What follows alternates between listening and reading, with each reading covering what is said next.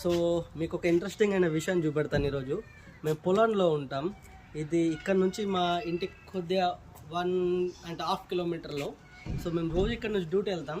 So interesting item ఏంటంటే ఇక్కడ చాలా ఫ్రూట్ చెట్లు ఉంటాయి అన్నమాట. ఇది ఇప్పుడు చూసేది పియర్ చెట్లు అనమాట. Okay, pear fruit.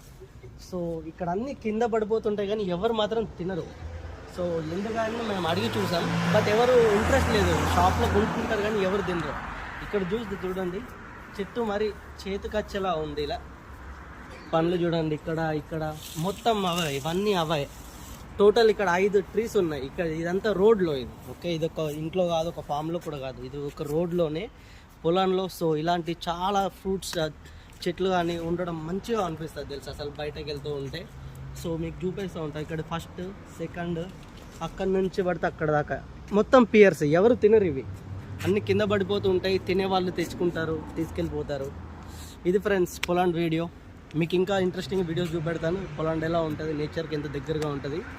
Thank you, bye bye.